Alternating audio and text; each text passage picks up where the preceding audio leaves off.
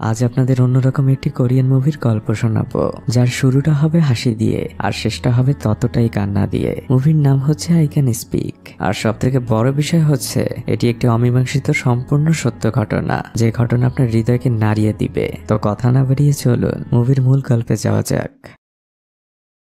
কোরিয়ার একটি বৃষ্টি ভেজা রাত। একজন ব্যক্তি অলিতে গলিতে ঘুরে বেড়াচ্ছে আর মানুষের দরজার সামনে যেয়ে হিসু করছে। আর এই দৃশ্য দূর থেকে কেউ একজন লক্ষ্য রাখছিল।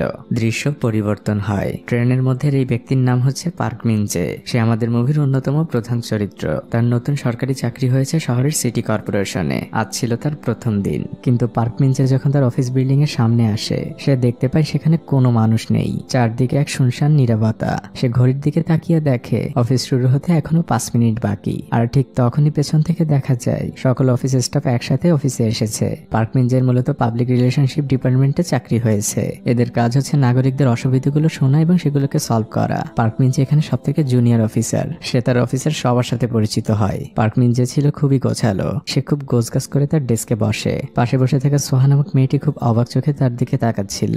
অফিসের মধ্যে কেউ একজন হুডি পরে ঢোকে আর সেই ব্যক্তিকে দেখা মাত্রই অফিসের সবাই যে যার কাজে বিজি হয়ে যায়। সবাই যেন এক অন্যরকম ভয় পাচ্ছে। পার্ক মিন জে কিছুই বুঝতে পারছে না। সে শুধু হা করে তাকিয়েছিল। আর এই হুডি পরা লোকটি কোনো পুরুষ নয়। ইনি হচ্ছেন আমাদের মুভির মূল চরিত্র। তাকে সবাই গবলিন রানী নামে ডাকে। আমরা তাকে দাদি বলে সম্বোধন করব। তাকে দেখে অফিস প্রধানেরও চোখ কপালে উঠে যায়। এর কারণটি একটু পরেই বুঝতে পারবেন। তিনি এসেছেন গত রাতের বিষয় নিয়ে কমপ্লেন করতে। যে লোকটি দেওয়ালে দেওয়ালে হিসু করত, তিনি দূর থেকে তার ছবিও তুলে রেখেছেন। অফিস প্রধান দাদিকে আশ্বস্ত করে, আমরা বিষয়টি দেখছি। তখন পাশে দাঁড়িয়ে থাকা লোকটি দাদিকে বলে, এটা কমপ্লেন করার কোনো বিষয় হলো? এবার দাদি ওই লোকটির উপর চড়াও হন। জিজ্ঞেস করেন, তুমি কে? লোকটি বলে, আমি ওনার বন্ধু। দাদি বলে, তোমার এখানে কি? তুমি কেন নাক গলাচ্ছ আমাদের কথার মাঝে? এদিকে পার্ক মিন জে দূর থেকে দাদির এই বিষয়গুলো রেকর্ড করছিল। দাদি যখন এটা দেখতে পায়, সে পার্ক মিন জের উপরেও খুবই খেপে যায়। সে বলে, তুমি ভিডিও কেন করছো? পার্ক মিন জে তাকে উত্তর দেয়, এটা নিয়ম। আপনি যেটা কমপ্লেন করতে এসেছেন তার এভিডেন্স রাখছি। এবার দাদি পার্ক মিন জের কাছে তার আজকের কমপ্লেন দিতে যায়। পার্ক মিন জে বলে, আপনি নিয়ম মেনে আসুন। আপনি কি টোকেন নিয়ে এসেছেন? দাদি বলে, আমার টোকেন লাগে না। পার্ক মিন জে বলে, আমি নিয়মের বাইরে কিছুই করতে পারবো না। আপনি এখন আসতে পারেন। দাদি পার্ক মিন জের উপর খুবই রাগান্বিত চোখে তাকান আর তিনি সেই অফিস থেকে বেরিয়ে যান। পরক্ষণে অফিসের বস সহ সবাই পার্ক মিন জেকে খুলে বলে যে এই দাদি হচ্ছে আমাদের অফিসের সব থেকে বড় সমস্যা। তিনি প্রত্যেকদিন অফিসে কোনো না কোনো কমপ্লেন দিতে আসেন। তিনি সারাদিন শহরে ঘুরে বেড়ান আর ছোটখাটো যে কোনো সমস্যা খুঁজে পান না কেন, তিনি সেই বিষয় নিয়ে অফিসে কমপ্লেন করেন। এই দাদি গত 30টা বছর ধরে এই অফিসে প্রায় 8,000-এর উপরে কমপ্লেন করেছে। তাই অফিসের সবাই এখন দাদিকে দেখলে খুবই ভয় পায়। পরদিন দাদি সকল নিয়ম মেনে অফিসে কমপ্লেন করতে আসেন। তিনি আজ টোকেন নাম্বার নিয়েছেন আর পার্ক মিন জের কাছে তার কমপ্লেন জমা করেন। পার্ক মিন জে দাদির কমপ্লেন নিয়ে পরে টোকেন নাম্বার ডাকতে থাকেন। দাদি বলে, ওটাও আমি। দাদি আরো একটি কমপ্লেন দেয়, তারপর আরেকটা ডাকে। সেই টোকেন নাম্বারও দাদির। মূলত দাদি আগামী 50টা টোকেন নিজের করে নিয়েছেন। তিনি আজ 50টা অভিযোগ করবেন। ওখানে থাকা সবার মাথায় হাত। এখনো অনেক মানুষ অপেক্ষা করছে। কিন্তু পার্ক মিন জে খুব ধৈর্যের সাথে দাদির কমপ্লেন গুলো নিচ্ছিল। তখন পার্ক মিন জের একজন সহকারী এসে পার্ক মিন জেকে বলে, তোমাকে স্যার ভেতরে ডাকছেন, আমি দাদির সমস্যাগুলো দেখছি। বেচারা পার্ক মিন জে এই যাত্রায় বেঁচে যায়। ওই দিন রাতের বেলা দাদি তার মহল্লার এক মহিলার সাথে ঝগড়া করছিল। মহিলাটি অবৈধভাবে রাস্তা দখল করেছে আর সেই সকল প্রমাণও তার কাছে আছে। এক পর্যায়ে ওই মহিলাটিও দাদির উপর রেগে যায়। তাদের মধ্যে প্রায় হাতাহাতি শুরু হয়ে যায়। আশপাশে অনেক লোক জড়ো হয়েছে। তাদের মধ্যে একটি ছেলেও ছিল। এই ছেলেটি হচ্ছে পার্ক মিন জের ছোট ভাই ইয়ং মিন জে। দাদি তাকে যাবার আগে বলে, নুডলস এভাবে খেতে হয় না, রান্না করে খেতে হয়। ইয়ং মিন জে বাসায় ফিরে আসে। বড় ভাই পার্ক মিন জে তার জন্য খাবার নিয়ে বসেছিল। দুই ভাইয়ের কথা থেকে আমরা বুঝতে পারি ইয়ং মিন জে তার বড় ভাই পার্ক মিন জের উপর মোটেও খুশি নয়। সে তার বড় ভাইয়ের সাথে ভালোভাবে কথা বলে না, যেটা নিয়ে পার্ক মিন জে মনে মনে অনেক কষ্ট পায়। কিন্তু ছোট ভাইকে সে কোনো কিছুই বুঝতে দেয় না। পরদিন সকালবেলা দাদি একটি বড় কোম্পানির বিরুদ্ধে অভিযোগ করতে আসে। তারা যে এলাকায় থাকে সেই এলাকা দখল করে অ্যাপার্টমেন্ট বানাচ্ছে। পার্ক মিন জে বলে, তারা তো অনুমতি নিয়ে করছে। দাদি বলে, এর মধ্যে অনেক অবৈধ কাজ তারা করছে আর তার সকল কিছু প্রমাণ এর মধ্যে রয়েছে। পার্ক মিন জে খুব বিরক্ত হয়ে সেই প্রমাণগুলো রেখে দেয়। ওই দিন দাদি একটি রেস্টুরেন্টে তার ছোটবেলার বেস্ট ফ্রেন্ডের জন্য অপেক্ষা করছিল। কিছু সময় পরে তার ফ্রেন্ড সেখানে চলে আসে। দাদি তাকে হাত নেড়ে ইশারা করে। দাদির বেস্ট ফ্রেন্ড দাদির সামনে ফোনে ইংলিশে কথা বলছিল। দাদি মুগ্ধ হয়ে তার ফ্রেন্ডের কথা শুনছিল। তার বান্ধবী এত সুন্দর ইংলিশ বলতে পারে, এটা দেখে দাদি খুবই অবাক হন। বেস্ট ফ্রেন্ডের কথা শেষ হলে দাদি তাকে বলে, তুই এত সুন্দর ইংলিশ বলিস? দাদির ফ্রেন্ড বলে, আমি প্রত্যেকদিন প্র্যাকটিস করি আর প্র্যাকটিস করতে করতে এখন শিখে গিয়েছি। এবার দাদির ফ্রেন্ড দাদিকে জিজ্ঞেস করেন, তোর ব্যবসা কেমন চলছে? দাদি বলে, তেমন ভালো না, এখন আর আগের মতো দর্জির কাজটা করতে পারি না, কাস্টমারও অনেক কমে গিয়েছে। দাদির ফ্রেন্ড বলেন, অনেক তো কাজ করলি, চল এবার কোনো দেশ থেকে আমরা একটু ঘুরে আসি। দাদি বলে, এই বয়সে আর না। তখন দাদির ফ্রেন্ড দাদিকে আবারও জিজ্ঞেস করে, তোর ব্যবসা কেমন চলছে? দাদি বিরক্ত হয়ে বলে, তোকে তো মাত্রই বললাম যে আমার ব্যবসা ভালো চলছে না। দাদির ফ্রেন্ডকে দেখে কিছুটা অন্যরকম লাগছে। তার ফোনটা তার সামনেই বেজে চলেছে, কিন্তু দাদির ফ্রেন্ড চারপাশে তার ফোনটা খুঁজছিল। দাদি কিছুটা অবাক হন আর ফোনটা তার ফ্রেন্ডের হাতে দিয়ে বলে, তোর ফোনটা তোর সামনেই রাখা। দাদির ফ্রেন্ড ফোনে কথা বলেন, তাকে এক্ষুনি যেতে হবে। যাবার আগে দাদির ফ্রেন্ড দাদিকে বলেন, তোকে একটি বিষয়ের কথা বলেছিলাম, কিছু তো জানালি না আমাকে। দাদি বলেন, আমি ওই বিষয়ে তোর সাথে কোনো কথা বলতে চাই না। দাদির ফ্রেন্ড তাড়াহুড়ো করে সেখান থেকে বেরিয়ে যান। সে তার রুমালটাও ভুল করে ফেলে গিয়েছে। দাদি সেই রুমালটি নিজের কাছে রেখে দেন। রাতের বেলা দাদি সেলাই মেশিনে কাজ করছিল। তখন টিভিতে প্রোগ্রাম দেখে দাদি একটি ইংলিশ বাক্য শেখেন, সেটা হচ্ছে হোয়াটসঅ্যাপ। দাদি বিড়বিড় করে বারবার সেন্টেন্সটি বলছিল। এরই মধ্যে তার অন্য একজন বান্ধবী সেখানে আসে। দাদি তার বান্ধবীকেও সেই সেন্টেন্সটি শেখাচ্ছিল।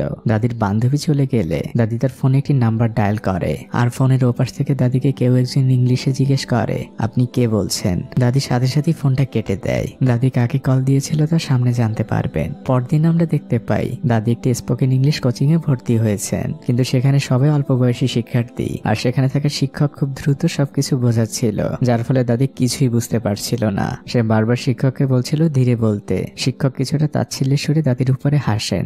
দাদি ওই শিক্ষকের বিষয়ে কর্তৃপক্ষের কাছে কমপ্লেন করতে এসেছেন, কিন্তু লোকটির দাদিকে জানায় এই বিষয়ে তাদের কিছুই করার নেই, কারণ ওখানে দাদি একমাত্র বয়স্ক লোক, আর ওখানে সবাই ইংলিশের বেসিকটা জানে।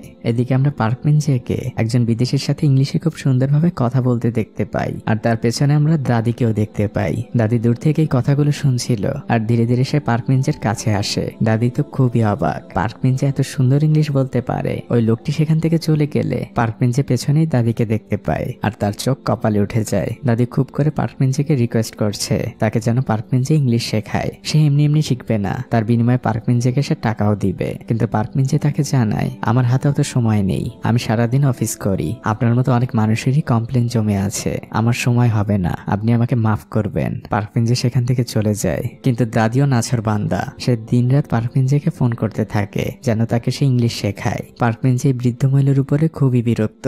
পরদিন সকালবেলা দাদি পার্কমিনজের অফিসে আসে, আর তার সামনে কিছুটা দূরেই বসে থাকে আর জোরে জোরে ইংলিশ পড়ছিল।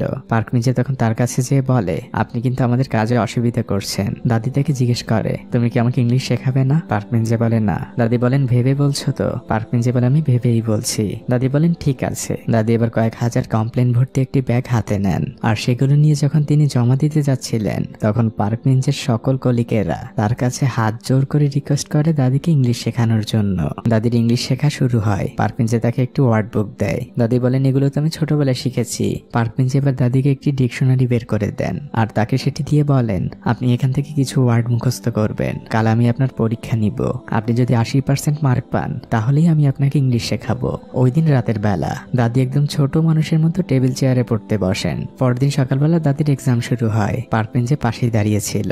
দাদি খাতে ইংলিশ ওয়ার্ড লিখছিল। এক্সাম শেষে পার্কমিনজে দাদির খাতা দেখতে বসেন। সে খুব মনোযোগ দিয়ে দাদির খাতা দেখছিল, আর খাতা দেখা শেষে ফলাফল দাদি 75 পেয়েছেন। পার্কমিনজে দাদিকে বলে, আপনি ভালোই পেয়েছেন, কিন্তু আপনি 80% পাননি, তার মানে আমি আপনাকে ইংলিশ শেখাচ্ছি না। দাদি বলেন, সামান্য একটুর জন্যই তো। পার্কমিনজে সেখান থেকে চলে যায়। দাদি তার পরীক্ষার খাতাটি নিয়ে সেখানেই চুপচাপ বসে থাকেন। পার্কমিনজে একটি রেস্টুরেন্টে বসে খাওয়া দাওয়া করছিল। তারপর সে যখন বাসে করে বাসায় ফিরছিল, সে তার ভাইয়ের জন্য অনলাইনে পিৎজা অর্ডার করছিল। আর তখন হঠাৎ করেই পার্কমিনজে বাসের জানালা দিয়ে তার ছোট ভাইকে দেখতে পায়। সে সাথে সাথে বাস থেকে নেমে যায় আর ছোট ভাইকে ফলো করতে থাকে। বড় ভাই পার্কমিনজে বুঝতে পারছে না তার ছোট ভাই ঠিক কোথায় যাচ্ছে। এই গলি ও গলি করে ছোট ভাইটি একটি ঘরের সামনে এসে দাঁড়ায়, আর সেই ঘরের মধ্যে ঢুকে গেলে পার্কমিনজেও সেই ঘরের সামনে যায়। এটা ছিল একটি দর্জির দোকান। পার্কমিনজে খুব ধীর পায়ে ওই দোকানের মধ্যে ঢোকে। সেখানে কেউই ছিল না। আর ঠিক তখনই পার্কমিনজের সাথে দাদির দেখা হয়। তারা দুজনেই চিৎকার করে ওঠে। মূলত এটা ছিল দাদিরই দোকান। পার্কমিনজেকে এখানে দেখে দাদি খুবই অবাক হন। দুই ভাই অপেক্ষা করছিল। তখন দাদি তাদের জন্য খাবার নিয়ে আসে। খাবারগুলো ছিল খুবই সুস্বাদু। ছোট ভাই সাথে সাথেই খেতে বসে। খাবারগুলো দেখে পার্কমিনজেরও খুবই লোভ লাগছিল। দাদি তাকেও খেতে বলে। পার্কমিনজে এক মুহূর্ত অপেক্ষা করে না, সে সাথে সাথে খেতে শুরু করে। এমন বাড়িতে রান্না খাবার এই দুই ভাই লাস্ট কবে খেয়েছে তাদের মনে নেই। খাওয়া দাওয়া শেষে পার্কমিনজে দেখতে পায় দাদির দেওয়ালে অনেকগুলো ইংলিশ নোট ঝুলানো। দাদি পার্কমিনজের জন্য কিছু মিষ্টি আর চা নিয়ে আসে। পার্কমিনজে দাদিকে জিজ্ঞেস করে, আপনি আমার ছোট ভাইকে কেন খাওয়ান? দাদি বলে, বলেন, ও তেমন কিছু না, একদিন ওকে রাস্তায় রান্না ছাড়া নুডলস খেতে দেখেছিলাম, তারপর থেকে মাঝে মাঝে আমি নিজের হাতে ওকে রান্না করে খাওয়াই। আমি জানতাম না যে ও তোমার ছোট ভাই, আর আমারও তো কেউ নেই, তাই খাওয়ার জন্য একজন সঙ্গীও পেয়ে যাই। পার্কমিঞ্জে কিছুটা অশ্রু ভেজা চোখে দাদিকে ধন্যবাদ বলে। চায়ের কাপে চুমুক দিতে দিতে পার্কমিঞ্জে দাদিকে বলে, তাহলে রবি, মঙ্গল আর বৃহস্পতিবার আমি আপনাকে ইংলিশ পড়াতে আসবো। এ কথা শুনে দাদির চোখ কপালে উঠে যায়। পার্কমিঞ্জে তাকে আরো বলে, আমি আপনার কাছ থেকে কোনো টাকা নিব না। দাদি বলেন, তা কি করে হয়? পার্কমিঞ্জে বলে, আপনি শুধু মাঝে মাঝে আমার ছোট ভাইটাকে খাওয়ালেই হবে। দাদি খুশি হয়ে বলেন, এটা তো আমার অনেক প্রিয় একটা কাজ। দাদি এক মুহূর্ত অপেক্ষা করেন না, সে সাথে সাথে বই আর টেবিল নিয়ে চলে আসেন আর পার্কমিঞ্জেকে বলেন, আজ মঙ্গলবার, তাহলে আজ আমার পড়ার দিন। পার্কমিঞ্জে দাদিকে পড়াতে শুরু করে। সে দাদিকে বলে, আমরা খুব ছোট আর সহজ ওয়ার্ড দিয়ে মনের ভাব প্রকাশ করতে পারি ইংলিশে। দাদি তখন বলেন, তাহলে ওই দিন কেন আমাকে কঠিন কঠিন ওয়ার্ড লিখতে দিয়েছিলে? পার্কমিঞ্জের কাছে এর কোনো উত্তর নেই, সে চুপ করেই থাকে। এবার পার্কমিঞ্জে দাদিকে প্রথম সেন্টেন্সটি শেখায়, সেটা হচ্ছে হাউ আর ইউ। দাদি লিখতে যায় খাতায়। পার্কমিঞ্জে বলে, খাতায় লেখার দরকার নেই, আপনি এই সেন্টেন্সটি মুখে বললে আপনার জড়তা আরো তাড়াতাড়ি কেটে যাবে। ওই দিন পড়া শেষে পার্কমিঞ্জে দাদির সাথে বসে ড্রিঙ্কস করছিল। এটা ছিল দাদিরই সেই বান্ধবীর দোকান। পার্কমিঞ্জে দাদিকে বলে, দাদি এটাও তো এক ধরনের অপরাধ, কালকে আপনি এই বিষয় নিয়েও কমপ্লেন করতে যাবেন অফিসে। দাদি চুপ করে থাকে আর সে পার্কমিঞ্জেকে বলে, তুমি এখনো বিয়ে কেন করনি? পার্কমিঞ্জে দাদিকে বলে, আপনি আমার দাদির মতোই কথা বললেন, যে কিনা মারা গিয়েছে।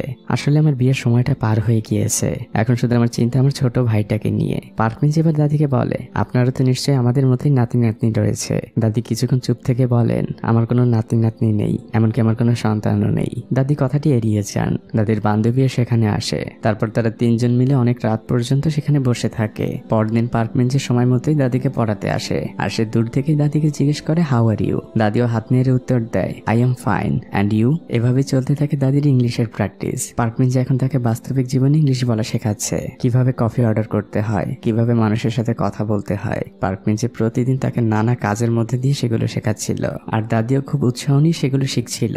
দাদি এখন দর্জির কাজের সময় ইংলিশ প্র্যাকটিস করে আর সে মনে মনে পার্কমিঞ্জেকে অনেক ধন্যবাদ বলে। আজ ছিল দাদির একটি ফাইনাল টেস্ট। পার্কমিঞ্জে দাদিকে নিয়ে একটি বিদেশি বারে এসেছে, সেখানে বেশিরভাগ লোকজনই ফরেনার। পার্কমিঞ্জে দাদিকে কয়েকজন লোককে দেখায় আর দাদিকে বলে, 5 মিনিট যে আপনি ওনাদের সাথে কথা বলবেন। 5 মিনিটের কথা শুনে তো দাদির মাথায় হাত। তারপর সে সাহস নিয়ে লোকগুলোর কাছে যায় আর তাদের সাথে কথা বলার চেষ্টা করে। দাদি কোনোভাবে তাদের সাথে 5 মিনিট কথা বলে পার্কমিঞ্জের কাছে ফিরে আসে, কিন্তু পার্কমিঞ্জে এবার তাকে নতুন একটি পরীক্ষা দেয়। সে দুটো মেয়েকে দেখিয়ে বলে, ওদের সাথে আপনি যে 10 মিনিট কথা বলবেন। দাদি সাহস নিয়ে তাদের কাছে যায় আর তাদের সাথে কথা বলতে বলতে একসময় সেই কথাগুলো গল্পে পরিণত হয়। 10 মিনিট কখন পার হয়ে গিয়েছে তা তাদের মনেও নেই। পার্কমিঞ্জে মনে মনে অনেক খুশি হয়। দাদি এসে পার্কমিঞ্জেকে বলে, ইংলিশ এতটাও কঠিন না। দাদি আসলে নিজের মধ্যে আত্মবিশ্বাস ফিরে পেয়েছেন, তিনি এখন আর ইংলিশকে ভয় পান না। বার থেকে বেরিয়ে পার্কমিঞ্জে আর দাদি রাস্তা ধরে হাঁটতে থাকে। তারা একটি পার্কের বেঞ্চে এসে বসেছে। পার্কমিঞ্জে দাদিকে ইংলিশে নিজের জীবনের কষ্টগুলো বলছিল। পার্কমিঞ্জে যখন বিদেশে পড়াশোনা করত তখন তার মা মারা যায়, কিন্তু তার বাবা তাকে জানায়নি, তাই সে তার মাকে শেষবারের মতো দেখতে পারেনি। আর তখন থেকেই পার্কমিঞ্জের ছোট ভাই ভাবে তার বড় ভাই আসলে তার পরিবারের প্রতি উদাসীন। দাদি পার্কমিঞ্জের মুখের দিকে তাকিয়েছিল আর সে পার্কমিঞ্জেকে বলে, তোমার কথাগুলো শুনে খুবই খারাপ লাগলো। তখন পার্কমিঞ্জে দাদিকে জিজ্ঞেস করে, আপনি কি সবই বুঝতে পেরেছেন? দাদি পার্কমিঞ্জেকে বলে, আমি এখন ইংলিশ পুরোপুরি বুঝি। পরদিন ছিল কোরিয়ায় থ্যাঙ্কসগিভিং ডে, সেই উপলক্ষে সবকিছুই বন্ধ। দাদি বাসায় একা একা বসে নুডলস খাচ্ছিল। ঠিক তখনই পার্কমিঞ্জে আর তার ছোট ভাই দাদির জন্য গিফট নিয়ে সেখানে হাজির হয়। দাদি তাদের স্বাগতম জানায় আর দাদি অনেক মজার মজার খাবার রান্না করে তাদের খাওয়াচ্ছিল। দাদি পার্কমিঞ্জের ছোট ভাইকে নিজ হাতেই খাইয়ে দিচ্ছিল। নিজের ছোট ভাইকে পার্কমিঞ্জের লাস্ট কবে এতটা খুশি হতে দেখেছে তাই বড় ভাইয়ের মনে নেই। পার্কমিঞ্জে অশ্রু ভেজা চোখে দাদিকে বলে, আপনাকে অনেক ধন্যবাদ। রাতের বেলা তারা তিনজন বসেছিল। তখন ছোট ভাই দাদিকে জিজ্ঞেস করে, দাদি তুমি ইংলিশ কেন শিখছো? দাদি কিছুক্ষণ চুপ থেকে বলে, আমার একটা ছোট ভাই আছে, অনেক ছোটবেলায় ও আর আমি আলাদা হয়ে যাই। ওকে আমেরিকান একটি পরিবার দত্তক নিয়ে যায়। আমার কাছে ওর ফোন নাম্বার রয়েছে, কিন্তু ও কোরিয়ান ভাষা বোঝে না। আমার খুব জানতে ইচ্ছে করে ও কেমন আছে, ওর ছেলে মেয়ে কেমন আছে, ও সুস্থ আছে কিনা। ভাইয়ের কথা মনে পড়ে দাদি বাইরে যে অনেক কাঁদছিল। পার্কমিঞ্জে ওই নাম্বারটি নিজের কাছে নিয়ে নেয়। ঘুমের মধ্যে দাদি সেই ছোটবেলার স্মৃতিগুলো স্বপ্নে দেখছিল, তার ভাইয়ের সাথে কাটানো সেই মুহূর্তগুলো। পরদিন সকালবেলা পার্কমিঞ্জে অনেক সাহস করে সেই নাম্বারে ফোন দেয়। ও পাশে থাকা লোকটি ইংলিশে বারবার বলতে থাকে, আপনি কে বলছেন? পার্কমিঞ্জে তাকে বলে, আমি আপনার বোনের ইংলিশ শিক্ষক, সে শুধুমাত্র আপনার সাথে কথা বলার জন্য ইংলিশ শিখছে। এ কথা শুনে লোকটি খুব রাগান্বিত ভাবে পার্কমিঞ্জেকে বলে, আপনি ওনাকে বলে দিবেন আমি তার সাথে কথা বলতে চাই না, আর আমি তাকে বোন হিসেবেও পরিচয় দেই না, আর আপনিও দয়া করে আমাকে আর বিরক্ত করবেন না। লোকটি ফোনটি রেখে দেয়। পার্কমিঞ্জের মনটা অনেক খারাপ হয়ে যায় দাদির কথা চিন্তা করে। এদিকে দাদি তাকে ফোনে মেসেজ করে রাতে খাবার জন্য দাওয়াত দেয়। রাতের বেলা পার্কমিঞ্জের দাদির বাসায় গেলেও সে একদমই চুপচাপ বসে থাকে, আর হঠাৎই সে দাদিকে বলে আপনার আর ইংলিশ শেখার প্রয়োজন নেই। দাদি বলে কেন? পার্কমিঞ্জের বলে সেটা আপনাকে জানতে হবে না, আর আমি এখন থেকে ব্যস্ত হয়ে যাব, সামনে আমার প্রমোশনের পরীক্ষা আছে। দাদি বলে বুঝতে পেরেছি, তোমাকে আমি টাকা দেই না দেখে তুমি আমাকে পড়াতে চাচ্ছ না। পার্কমিঞ্জে বলে না, আমি এমনি আপনাকে আর পড়াবো না। আসলে পার্কমিঞ্জের দাদির জন্য অনেক খারাপ লাগছিল। পরদিন দাদি একটি হসপিটালে যান, সেখানে তার সেই বেস্ট ফ্রেন্ড ভর্তি ছিল। দাদিকে দেখেই তার বেস্ট ফ্রেন্ড খুবই খুশি হয়ে যায়। সে নার্সকে পরিচয় করিয়ে দেয়, এটাই হচ্ছে আমার বেস্ট ফ্রেন্ড। নার্স দাদিকে বলে সারাদিন সে শুধু আপনার কথাই বলে। তারা দুজন গল্প করছিল।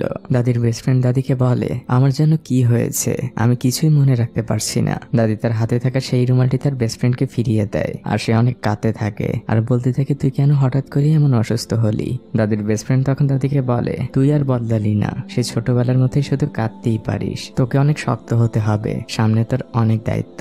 এরই মধ্যে দাদির ফ্রেন্ডের নাতনি সেখানে আসে। সেই নাতনি দাদির সাথে একটু আলাদা কথা বলতে চায়। সে দাদিকে বলতে থাকে আপনার বেস্ট ফ্রেন্ড অর্থাৎ আমার নানির অবস্থা খুব একটা ভালো না, আগামী কয়েক মাসের মধ্যেই হয়তো সে সবকিছুই ভুলে যাবে, আপনি কি আমাদের সাহায্য করবেন?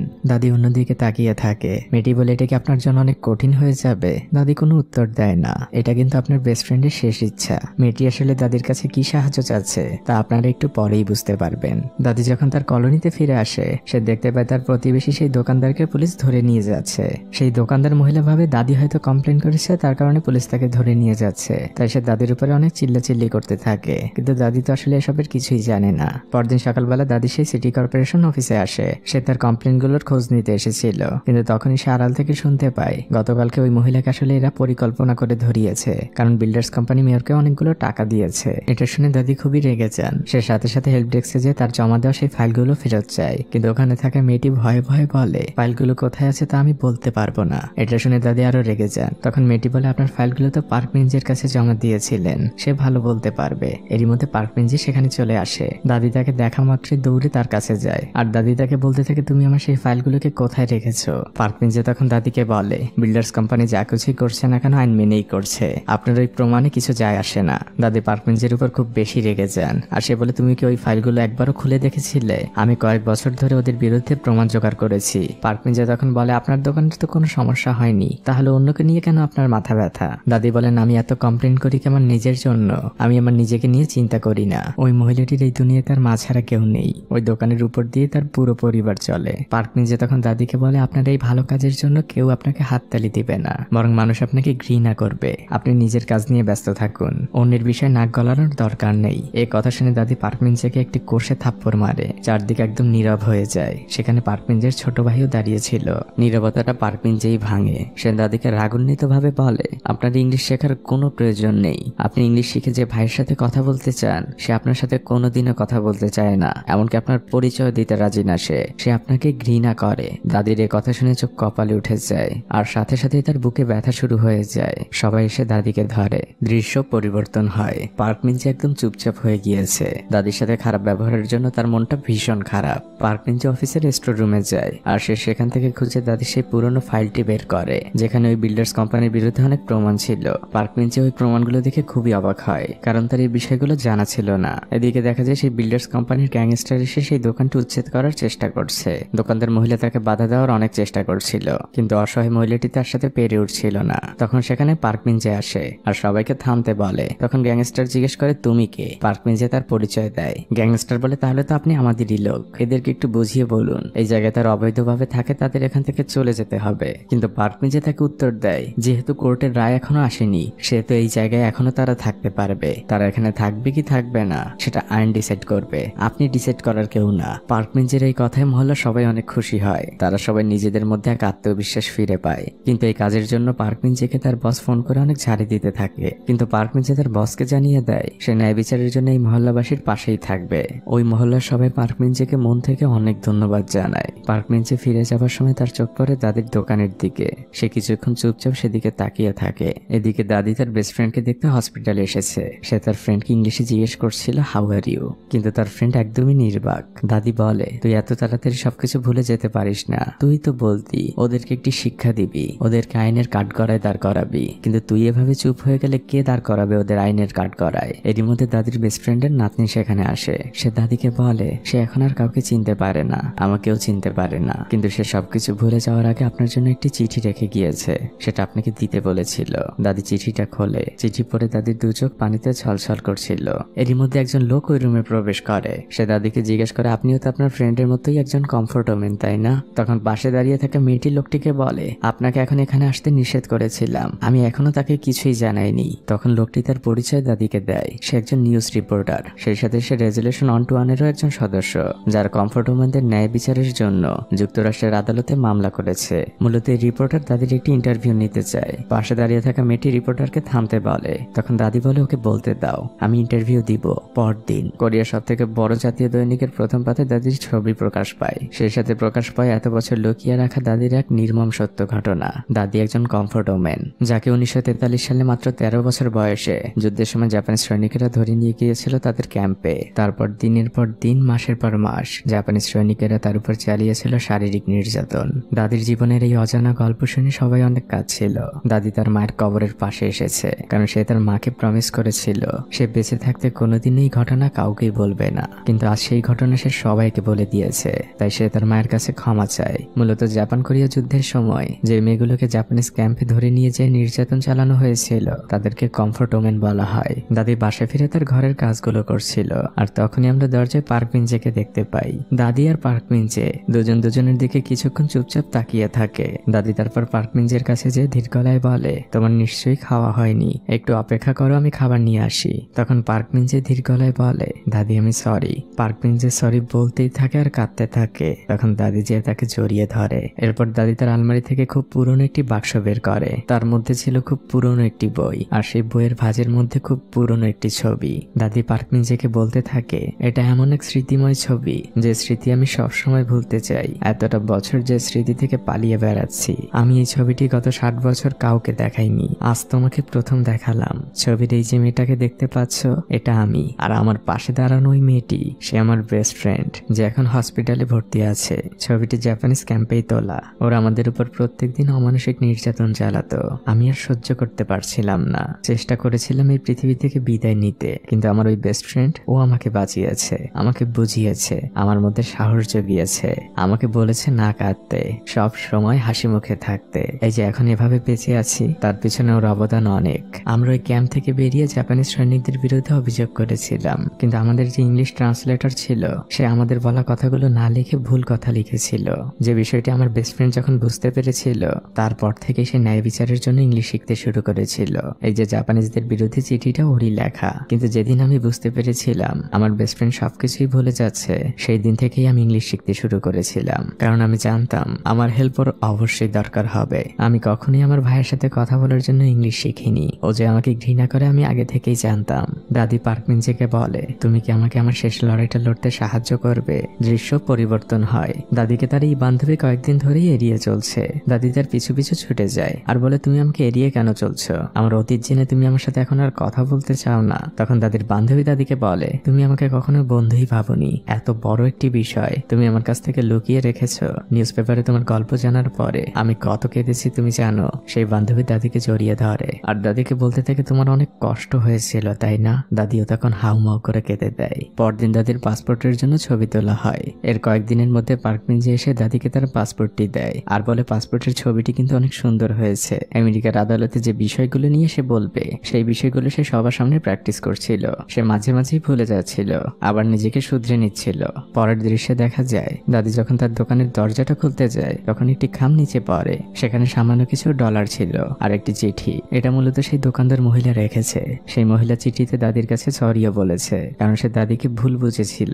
দাদি দৌড়ে সেই মহিলার দোকানের সামনে যায়। দূর থেকে মহিলা দাদিকে দেখে মাথা নিচু করে তাকে সম্মান জানায়। দাদির আমেরিকা যাওয়া উপলক্ষে মহল্লার সবাই কোনো না কোনো গিফট পাঠিয়েছে। দাদির বান্ধবী সেগুলোই গোছগাছ করছিল। দাদি পার্ক মিঞ্জের জন্য নিজ হাতে একটি স্যুট বানিয়েছে, কারণ আর কয়েকদিন পরে পার্ক মিঞ্জের প্রমোশনের ইন্টারভিউ। সেখানে দাদি চায় পার্ক মিঞ্জে এই স্যুটটা পরে যাক। দাদি পার্ক মিঞ্জেকে স্যুটটা পরতে বলে। খুব সুন্দর মানিয়েছে পার্ক মিঞ্জেকে। দাদি আর পার্ক মিঞ্জে দুজনেই অনেক খুশি। এরপরের দৃশ্যটা চলে আসে আমেরিকার ওয়াশিংটন ডিসিতে। দাদি জানালা দিয়ে বাইরে দেখছিল। তখন হঠাৎই সে তার সাথে থাকা মেয়েটিকে জিজ্ঞেস করে এখান থেকে লস অ্যাঞ্জেলেস কত দূর? মেয়েটি বলে প্লেনে গেলে 4-5 ঘন্টা ঘন্টা লাগবে। মেয়েটি জিজ্ঞেস করে আপনি কি ওখানে যেতে চান? দাদি কথাটি এড়িয়ে যায়। মূলত লস অ্যাঞ্জেলেসে দাদি সেই ছোট ভাই থাকে। এদিকে পার্ক বেঞ্চে একটি রেস্টুরেন্টে তার কলিগদের সাথে খাচ্ছিল। তখন টিভিতে দেখানো হচ্ছিল আগামীকাল আন্তর্জাতিক আদালতে রেজুলেশন 121 ফর কমফোর্ট ওমেন এর শুনানি শুরু হবে। অন্যদিকে দেখা যায় দাদি সহ সবাই খুব চিন্তিতভাবে বসে আছে। সবাই বলছে এত বড় ভুল আমরা কিভাবে করলাম। এরই মধ্যে পার্ক বেঞ্চে দাদিকে ফোন দেয়। দাদি তাকে সবকিছুই খুলে বলে। মূলত দাদি কোরিয়াতে কখনোই নিজেকে একজন কমফোর্ট ওমেন হিসেবে পরিচয় দেয়নি। তাই সরকারি নথিপত্র তার কোনো নাম নেই। তার বেস্ট ফ্রেন্ড তাকে অনেকবার বলেছিল, কিন্তু সে সরকারি খাতায় নিজের নাম লেখায়নি। আর তাই দাদির নিজের দেশ কোরিয়াই এখনো তাকে কমফোর্ট ওমেন হিসেবে আন্তর্জাতিকভাবে স্বীকৃতি দেয়নি। আর সরকারিভাবে সেই স্বীকৃতি না পেলে আগামীকাল আদালতে সে কোনো বক্তব্য দিতে পারবে না। ফোন রেখে পার্ক বেঞ্চে এসে অফিসের সবাইকে জোরে ডাক দেয় আর সবার উদ্দেশ্যে বলে আপনাদের সাহায্য আমার ভীষণ প্রয়োজন। সবাই দাদির পক্ষে গণস্বাক্ষর করতে থাকে যাতে কোরিয়া সরকার তাকে কমফোর্ট ওমেন হিসেবে স্বীকৃতি দেয়। রাস্তায় রাস্তায় চলতে থাকে সেই প্রচারণা। পার্ক বেঞ্চের যে মেয়রকে অনেক ভালোভাবে বুঝায়। ফাইনালি সেই গণস্বাক্ষরে মেয়রও সাইন করে আর দাদি আন্তর্জাতিকভাবে একজন কমফোর্ট ওমেন হিসেবে স্বীকৃতি পায়। পরদিন ছিল পার্ক বেঞ্চের সেই প্রমোশনের ইন্টারভিউ। সে তার পকেটে একটি কাগজ খুঁজে পায়। সেখানে দাদি লিখে রেখেছিল ইউ ক্যান ডু ইট। ইন্টারভিউতে পার্ক বেঞ্চেকে জিজ্ঞেস করা হয়েছিল তোমার পরিবারে কে কে রয়েছে। পার্ক বেঞ্চে বলে আমার একটি ছোট ভাই। তারপর কিছুক্ষণ সে চুপ থেকে বলে আর একজন দাদি। অন্যদিকে আজ দাদিকে সেই আন্তর্জাতিক আদালতের সামনে নিয়ে আসা হয়েছে। সেখানে শত শত কোরিয়ানও জমা হয়েছে। তারা সবাই একসাথে স্লোগান দিচ্ছিল উই ওয়ান্ট জাস্টিস। আদালতে জাপান আর কোরিয়া দুই পক্ষই উপস্থিত হয়েছে।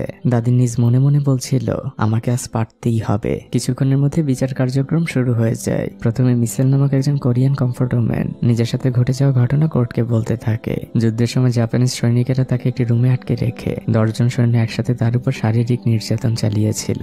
তখন জাপান পক্ষের উকিল তাকে বলে কিন্তু জাপান সরকার তো বলছে অন্য কথা, আপনারা নাকি টাকার বিনিময়ে সৈনিকদের ক্যাম্পে যেতেন। এই কথা শুনে ভদ্রমহিলা খুবই রেগে যান। তিনি বলতে থাকেন টাকার জন্য কেউ নিজেকে কি 10 জন হায়নার হাতে তুলে দেয়। এরপর জাপান পক্ষের উকিলরা একের পর এক প্রশ্ন করে মহিলাটিকে অপমান করতে থাকে। মহিলাটি রাগে ক্ষোভে কাঁপতে কাঁপতে সেখান থেকে নেমে যান। দাদিও তাকে সান্ত্বনা দেয়। এবার বিচারক দাদিকে সাক্ষী দিতে ডাকে, কিন্তু তখনই জাপান পক্ষের উকিলেরা প্রশ্ন তোলে। তারা বলতে থাকে উনি যে একজন কমফোর্ট ওমেন সেটাই তো তিনি এখনো প্রমাণ করতে পারেননি। তখন বিচারক বলেন কোরিয়ান সরকার তাকে কমফোর্ট ওমেন হিসেবে স্বীকৃতি দিয়েছে।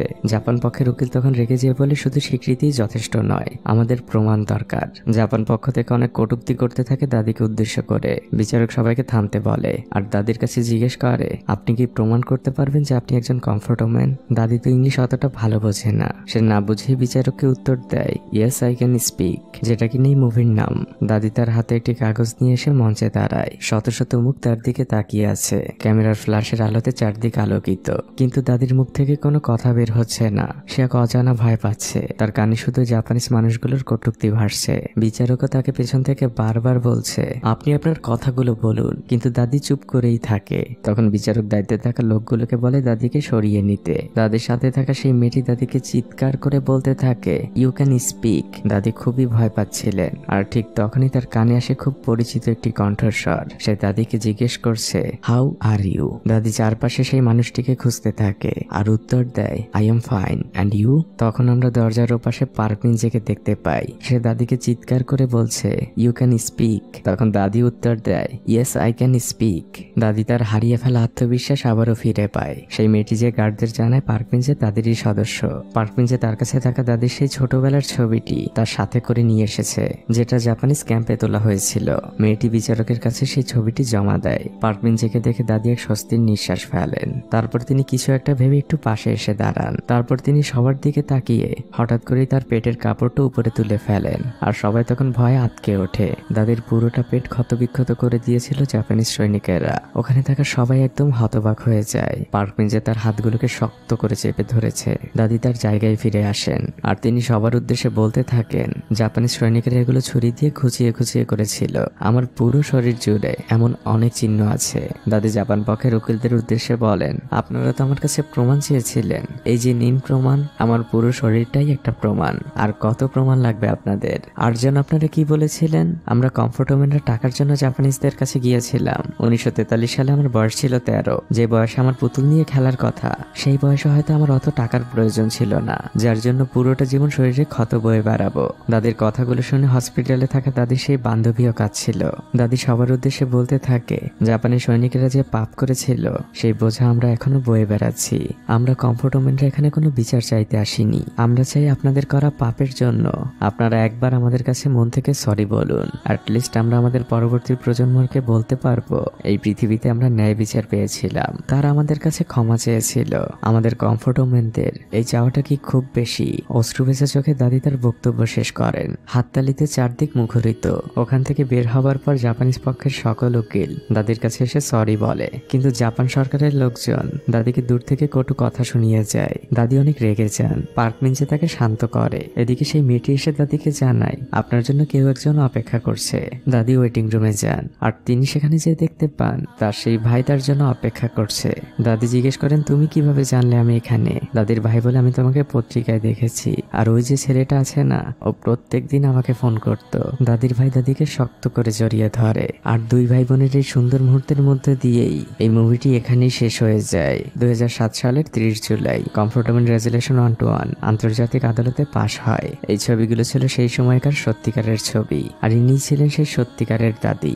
আরেকটি বাস্তব কথা শুনবেন, জাপান এখনো এই মানুষগুলোর কাছে ক্ষমা চায়নি। আমাদের দেশের অনেক বোনের সাথে ঘটেছে এমন ঘটনার পৃথিবীর শেষ বিচারটা ঠিক এমনই হয়। আমি আমার পুরনো একটি ভিডিওতে তনুর কথা বলেছিলাম, যার জন্য আমি আপনি রাজপথে আন্দোলন করেছিলাম। এতটা বছর পরেও কি তনু তার ন্যায় বিচার পেয়েছে? জানি আপনিও আমার মতোই ভুলে গিয়েছেন তনুকে, আর এটাই পৃথিবীর বাস্তবতা। তবে এই মানুষগুলো পৃথিবীতে ন্যায় বিচার না পেলেও কোনো এক জায়গায় ঠিকই পেয়ে যাবে। তখন সেখানে ক্ষমতার দাপট কাজ করবে না। তো আজ এই পর্যন্তই। ভিডিওটি কেমন লাগলো আমাকে অবশ্যই কমেন্ট করে জানাবেন। ভালো থাকবেন আপনারা। আজকের মতো বিদায়।